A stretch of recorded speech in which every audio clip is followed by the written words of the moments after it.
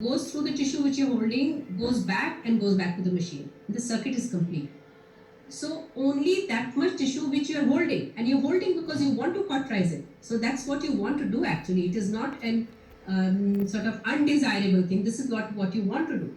So the current just goes back and the circuit is complete. So no current flows through the patient's body. What happens in a monopolar circuit? The current flows from the machine, goes to the instrument. Now suppose this is like shown on open surgery, but the same thing applies to laparoscopy as well. The current is going to come out of this electrode wherever you touch it. Whether you touch the skin within open surgery or you touch whatever you've got, monopolar, either a hook or a grasper or a needle, whatever you have, the current comes out at that point and enters the patient body. And then it goes through the patient's body. It is now picked up by the return electrode, what you call the patient pad. It is the return electrode because the current, this is the active and this is the return electrode. So the current enters here and comes out of the body here and goes back to the machine, and the circuit is complete. Nowadays you don't need any extra earthing, which used to be in the old time machines. So the circuit is complete, and so this is what happens with monopolar current. It will flow through the patient's body.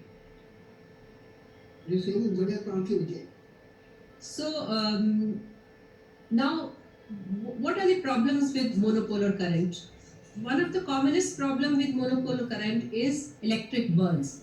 And how do they happen? The most common scenario is that the return electrode is not placed properly. And one thing, okay, let me just see the next. Okay. So the placement of the return electrode or the pad is critical to avoid burns when you are using the monopole electricity, whatever, whether in open or laparoscopy or hysteroscopy. So what happens? How do you get burns when the pad is not placed properly? So if you see here, this is the point where the current enters. This is here the current is very high density. It says high current concentration because you want to cause cauterization or cutting, or what you want that effect at that point where you're touching this instrument. So it has a very high current concentration because this is coming out of, how much, 2 millimeters, 3 millimeters, 4 millimeters, maximum 5 millimeter instrument you will attach to a cautery. So it is coming from a 5 millimeter point, it is entering. So obviously it has very high concentration. Now if you look at the return electrode or the pad, it is much wider.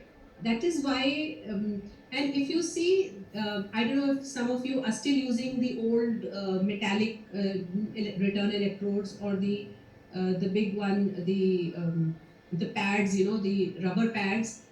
The newer machines, you are supposed to use only the disposable return electrodes. They don't take these. The local machines take these metal ones and things. So if you see that the return electrode is much bigger. So if this is 5 millimeters, the return electrode, if you take the disposable one, so it is at least 10 into 10 centimeters. So it will be 100 square centimeter. So 5 millimeter entry point and 100 square centimeter exit point. And if you look at those big metallic ones, the rubber ones, then they are almost like 5 to 6 centimeter into, maybe 10 centimeter into 5. So they are even bigger.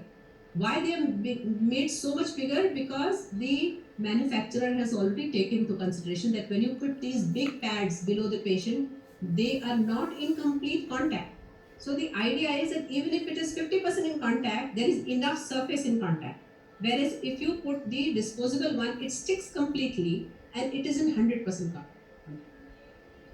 That is why it is not a good idea to reuse them. Do not save 50 rupees and get into a major problem. So if you put it completely, the disposable one, it is in complete contact. So what happens? So the current is exiting from a very wide area. So it gets very, very diluted. 5 millimeter and 100 square centimeter, it's thousands and lakhs of time diluted. So what happens that entry point where you can have sparks and fulguration, and if you touch the tissue is hot, at the exit point, leave alone causing any burn like that, it does not even increase the local temperature, because it is so much diluted. So it is important that the complete pad is in proper contact so that it increases the surface area through which the current exits the body. Number one. Number two, put it on an area which is not irregular. Like don't put it over bony areas where it cannot be in complete contact. The other thing, put it in an area which is well vascularized. Don't put it over fat, put it over muscle area because muscles have better vascularity. Because the blood flow beneath the pad also helps dissipate the heat. So the idea is that we do not want the same kind of effect what you want at the entry point at the exit point. So that is what prevents a burn at the exit point. Now if you see what has happened here, this pad is not in contact and you have current entering here, and now because 2/3 of the pad is not in contact, the current density increases. So it says high current concentration. And what happens when you remove the pad? You find a burn, electric burn. They can be bad third-degree burns. If you pick up cases where people have filed suit against surgeons related to the commonest are burns because of cautery. So this is something totally preventable. These are examples. Like this is a young girl. This is placed over the trochanter on this, by the side of the hip, and she's got a third-degree burn. You see this? This is another burn on the buttock. So you can completely prevent this. So make sure when the pad is put, I always make sure that the pad is put in front of me when I'm operating, because if something happens, it is not the OT technician who's going to port. It is I am going to the port. I am responsible for whatever anybody does in the OT. I am responsible. So I have to look after these things.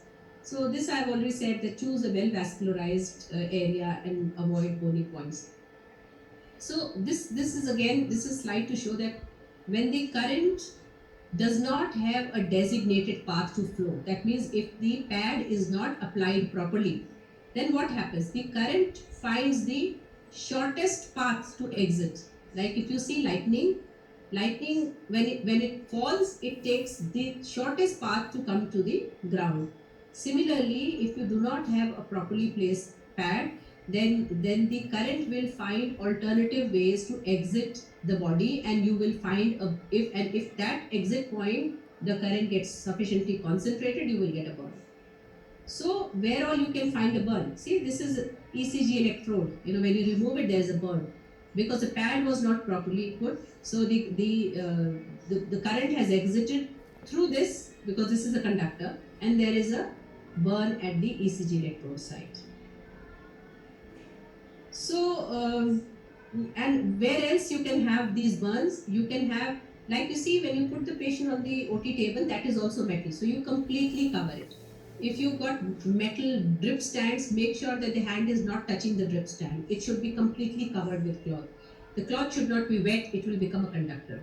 If you got still using those lithotomy poles with the metal ones, we all use them, then make sure that the patient body does not come in direct contact with any metallic object, because in case your pad is not put properly, you can have a burn at that site.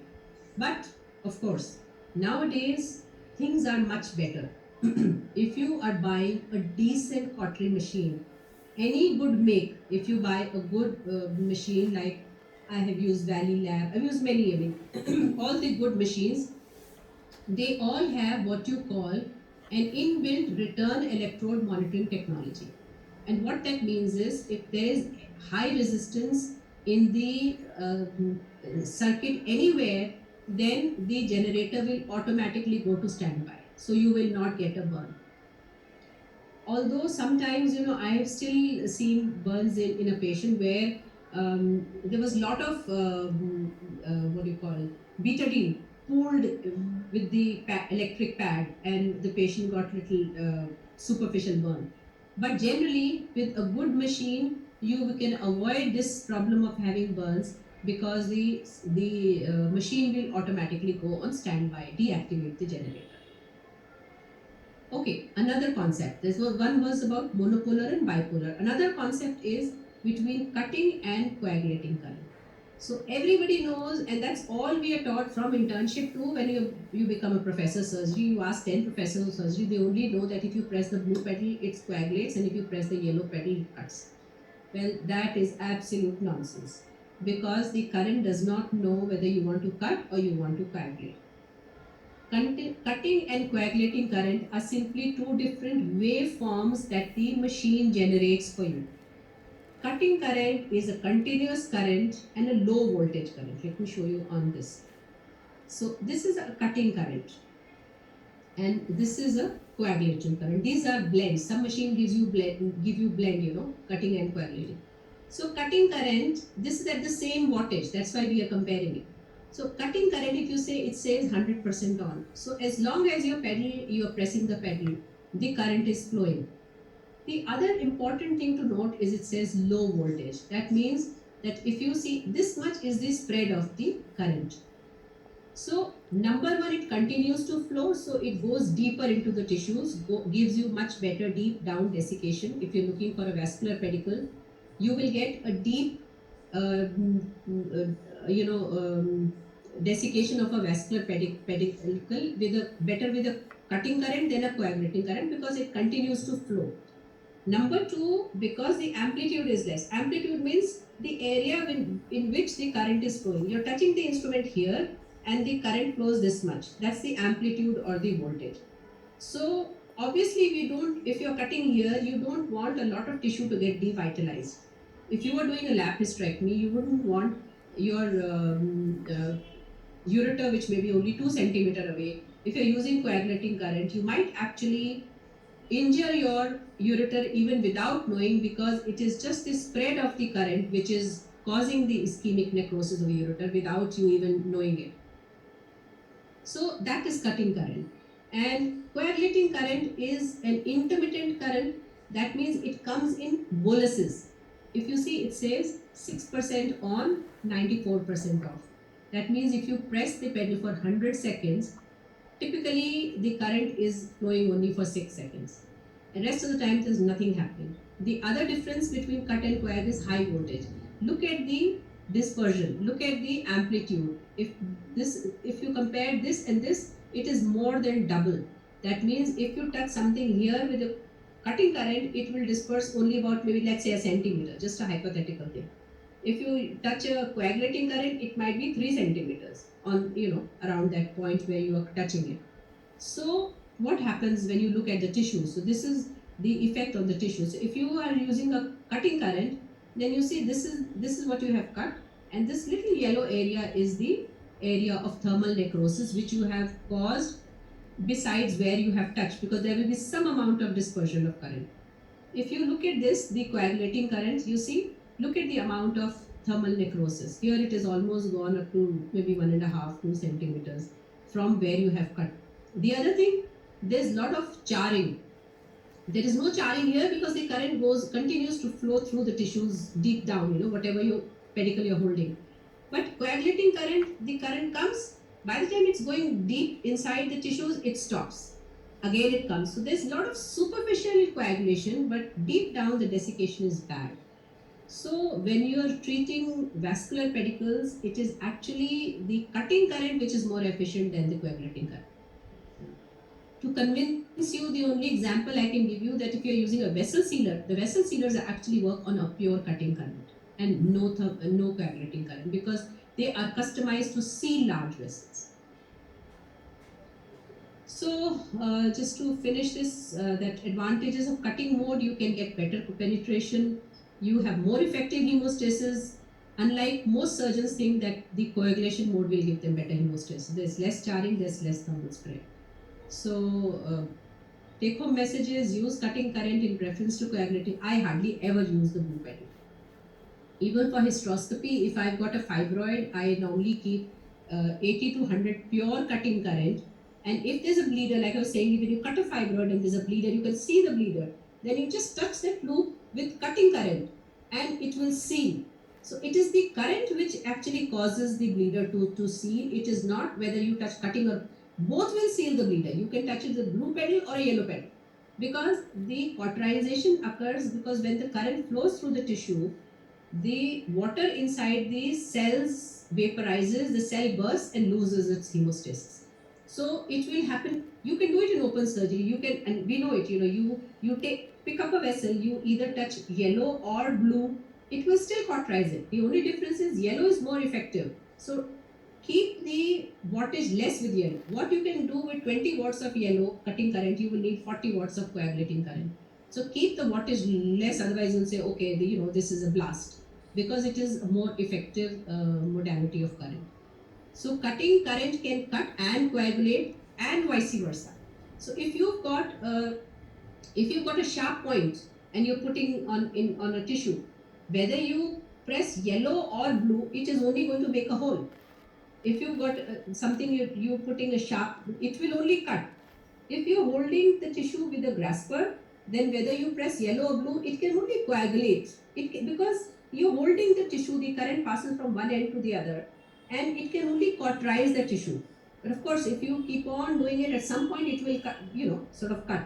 But it does not matter whether you're using cutting or coagulating. It depends on the design of the instrument. If you've got a flat instrument like a spoon and you put it anywhere, on the peritoneum, it can only coagulate because it is flat surface, whether you press yellow or blue. So it is not the current which decides whether you're cutting or coagulating. It is the instrument that you use decides whether and the wattage, how much high wattage you're using. Bipolar current is always safer than monopolar current for the simple reason it does not pass through the patient's body. It only passes through the tissue that you're holding, that you want to burn. And bipolar current in hysteroscopy can be used with normal saline, which again reduces the risk of associated fluid overload, because you know that the safety margin is higher with normal saline. So that is it. That is all for today. Stop share. So any questions? So that means we should never use coagulation current in our practices. I hardly ever use coagulation current. You see the vessel sealers do not have any coagulation input. They have only the cutting current. If you see, I can show you next time, the vessel sealer like Ligashore, you only have the cutting current. If you look at the catalog and what kind of current it is. There is no, unless you want to have a lot of superficial, charring, like you have a area like superficial endometriotic implants, you just want to touch superficially, maybe you can use a coagulating current there. Where you don't want deep desiccation, you just want some superficial, cauterization, you can use coagulating current.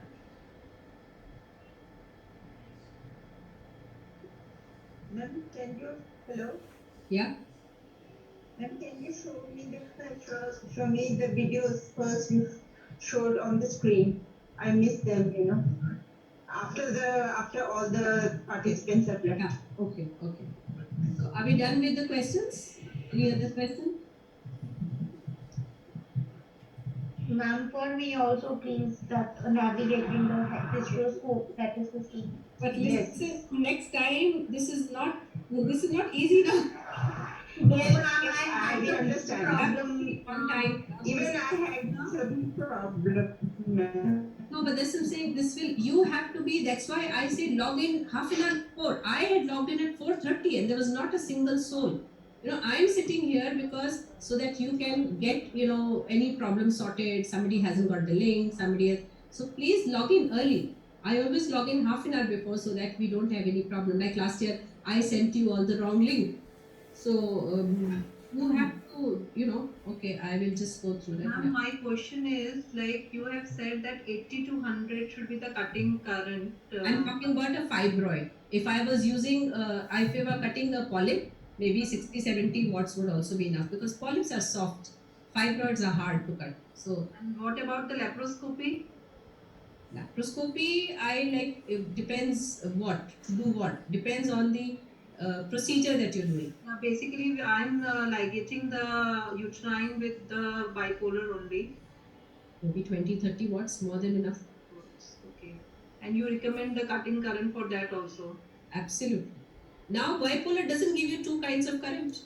See, that is what if you see things are moving. Bipolar, earlier we used to have cut and coag. Bipolar, do you get two outputs now? No. Only one single output. It is only cutting current actually. There's no more question in the chat box. Okay. Alright, so I'm just going to show them those videos. Okay, ma'am, I'll leave for a while, ma'am, because I have to drop my son. Yeah. Shanti, you can log Thank out. It's already Thank you, logged. ma'am. Thank It's more than 2 No, hours. thank you. Please, thank you so much. Okay, so am I still sharing my screen? You can see my No, ma'am. No, ma'am. you can't see my screen? No, ma'am. Just a second. I must have.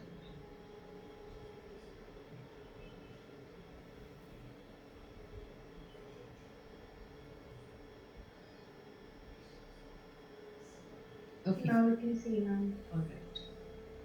So where are the videos?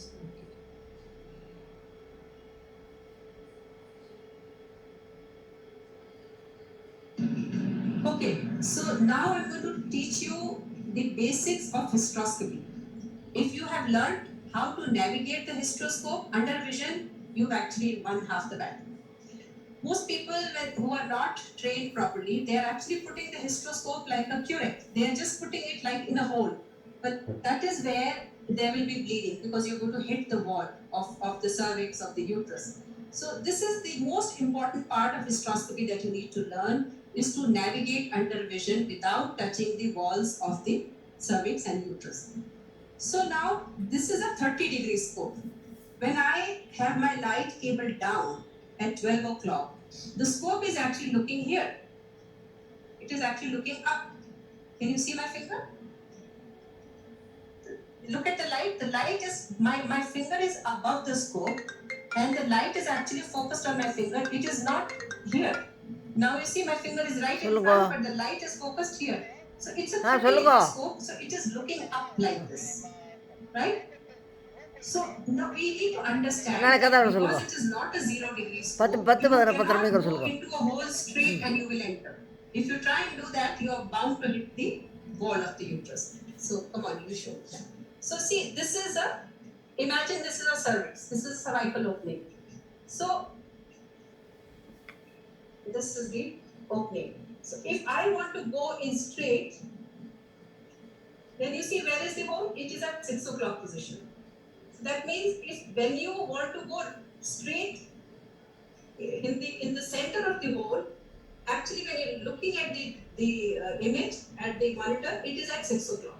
So that is what is most important. Let me show you on this model. Now, this is the vagina. Just focus it a little bit.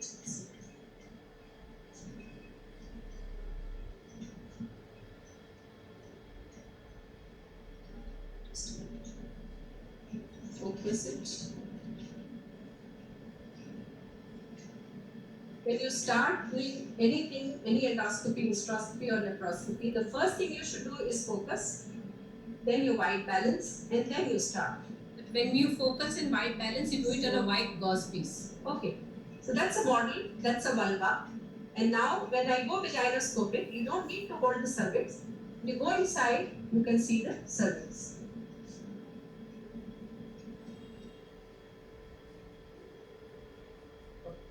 So you have to look for the cervix, and it's a nice anteverted uterus. So the cervix is down here. So this is the cervix. So now what I was telling you that if you want to go through this cervical canal without touching, you need to focus the internal os at 6 o'clock position. This is where your internal os needs to be. Always you have to move and bring it at 6 o'clock. Look at the circle on the monitor and you see you need to bring it at 6 o'clock. And when you do that, you will go through absolutely smooth without touching any walls and you are inside without touching. So you are inside the uterus. So if I show you once again, if you need to go through the os right in the center, you need to keep this hole at 6 o'clock. And you can go into the uterus without touching any walls. If you feel more comfortable, and although I'm used to keeping at 6 o'clock, if you're more comfortable and if you want to keep your light lead up, then I find it very uncomfortable, then you have to keep this hole at 12 o'clock. Because now your scope is looking down. So now you keep this at 12 o'clock. So it's in the top part of your image. See, you will go straight in. But I find it very uncomfortable to do this because if you keep it at 12 o'clock, the light lead is like this. Your light lead will wear out very quickly because it is always under strain when it is standing. And when it is kept like this, it is not under any strain. So that is the best to keep the light lead at 6 o'clock. And we will try to negotiate the internal loss. Keep the vision at 6 o'clock, and this will go in like button. Right. ठीक है.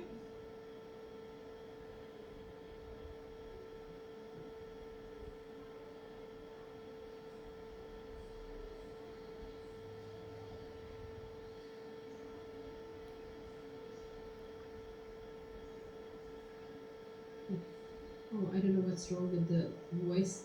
Okay, so if you see again the same thing, this is a demo uterus where they have put polyps inside. So you get these uterus, they're very expensive actually, which you can get for practice with polyps, with fibroids, with septum, you can get these, and they almost give you the feel of like a real uterus. And you can, so just a second. So one thing was getting inside. Like I said, that we are getting inside, we want the light lead at 6 o'clock, right? And when the light lead is at 6 o'clock, this is like a semi-lunar.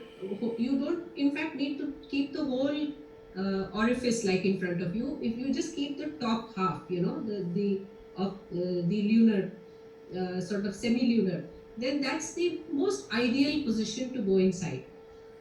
Why this happens that you see the orifice at 6 o'clock position on the screen is because the telescope is looking up, so the display that it shows is shown down, because where the light is getting reflected is much above. So if you want to keep it in the middle, then it will get reflected. The display will show that the orifice is at 6 o'clock, although it is actually you're right in the center of the orifice. So when you're going inside, then you go with this light lead at 6 o'clock. Once you're inside, you have to stay in the center, and then you actually look inside the uterus. After entering the internal os, if it's a small uterus, actually you can get the whole panoramic view at one go. You can see the whole uterus with the ostia and everything. But if the uterus is slightly bulkier, Paris, or sometimes the ostia are deeper, then you have to move the light lead, because uterus is like this. So if you have to see the ostia here, now again it is not a zero. If there was a 0 degree scope, you would have a scope like this. So it will have to come through the buttock to see this area. So that's why we have a scope which is 30 degree, which is sitting in the center. And then when you turn the light lead, the light turns and shows you this area only. So once you're inside, then you turn the light lead to the right to see this ostia, and to the left to see this ostia. So again, the part of the uterus that you will visualize will be diagonally opposite to the light lead. And another thing you see that at your, see this little notch on your telescope vision, this is actually your light lead. This tells you where is your light lead. So if you have to go inside and then look at the ostia, then you see this. Now this is turned, and depends how deep are the ostia. Depending on that, you have to turn the light lead. So if you turn the light lead to the left, then you are seeing the opposite side ostia. You're seeing the polyp here, but you would see the opposite side. And then if to see the other ostia, it will have to turn on the other side. See? So now the light lead is here. So you are seeing the opposite. So it's a 30 degree scope. It always sees diagonally opposite to where your light lead is. So this is how you first go with your hole at the 6 o'clock, and then you turn inside both sides to see the whole uterus. If you want to see the posterior wall well, then you turn the light lead right up 180 degrees, and you will see the posterior wall.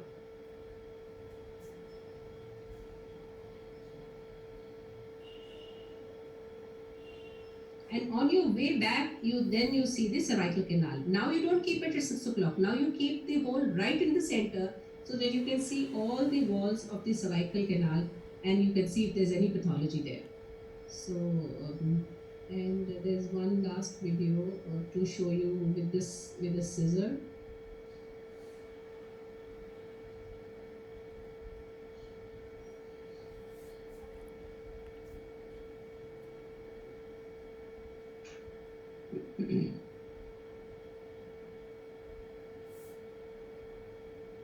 So in this, it's the same one, the model with the polyp, and you can, of course, you need the operative sheath to put the scissors in by the side channel, and when you're inside, then you can place the scissors.